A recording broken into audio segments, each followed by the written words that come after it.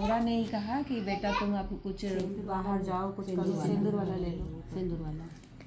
तो उनके कहने पे बेटा गया बाहर मतलब दूसरे देश में गया।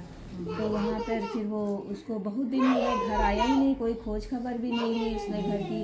तो बहू फिर उसको ताने देने लगी बूढ़ा को, अपनी सास को, कि तुम्ही ने भेजा था, देखो पता नहीं कहाँ चले गए, अब ये तुम्हें कमाने की पड़ी थी कि कमा के लाओ कमा के लाओ।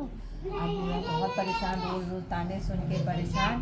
फिर एक बार वो मतलब घर से निकल गई, जंगल में जाके खूब रोए वहाँ बैठे बैठे कि अब हम कैसे क्या करें कि हमारा बेटा वापस आ जाए। तो फिर एक उधर से एक बूढ़ी माता निकली, बोली क्यों रो रही? तो बताया कि ऐसे ऐसे हमने अपने बेटे को कमाने के लिए भेजा था, अब बहुत दिन हो गए वो आया नहीं, कोई खोज खबर नहीं ली। अब बहू उनको रोज ताने देती है कि तुमने भेजा, क्या करें?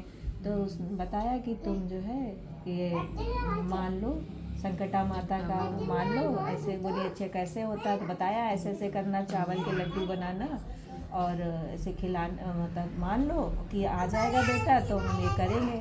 तो बोली ठीक है। तो उसने मान लिया। फिर थोड़े दिन बाद उसका बेटा वापस आ गया। तो जब बेटा उसमें मतलब खबर मिली कि बेटा आ रहा है, तो वो अपना तैयारी में जुट गई कि अपना सब चावल आवल करने लगी। और जब भी वो बनाए तो मतलब 7 लड्डू बनाए, 1 लड्डू ज़्यादा हो जाए। उसका बार बार वो गिने, एक ज़्यादा हो जाए, कहे पता नहीं क्यों ज़्यादा हो गया है। फिर वो रोने लगे, कहे फिर वो बूढ़ा माता कहे क्या हुआ? कहे कि ये बताया कि ये ज़्यादा हो जा रहा है। तो कहें कि नहीं, एक मतलब विधवा माता को भी बुलाओ, तो वो उनके लिए है। तो बोली अच्छा ठीक है।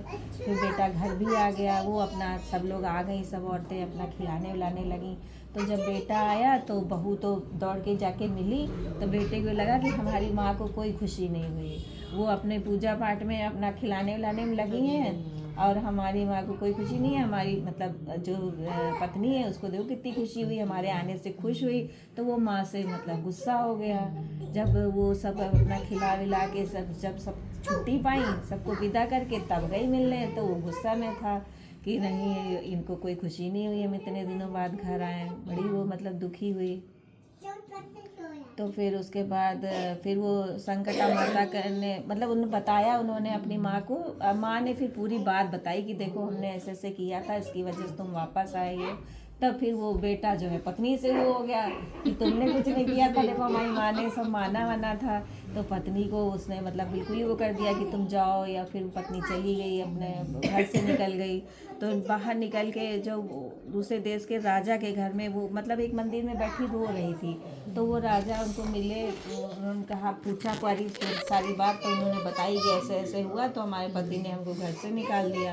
बोले अच्छा कोई बात नहीं, हमारे भी कोई नहीं, तुम्हारे घर चलो। तो जो रानी थी उन्होंने उनको अपनी धर्म बहन बना के रखी थी।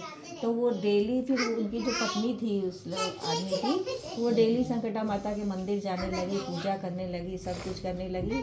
तो उनके मतलब अच्छे से रहने लगी, मतलब उनसे भी मानने लगी कि भगवान माता जी से यही मानती थी कि हमारे पति को मतलब मानने लग जाए, हमको बुला ले किसी तरह।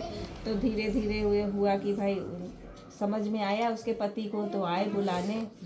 तो फिर वो चली गई। और जब वो घर से चली गई तो उनके थोड़ा सा मतलब गरीबी जैसी आने लगी, जो राजा रानी ने उनको रखा था।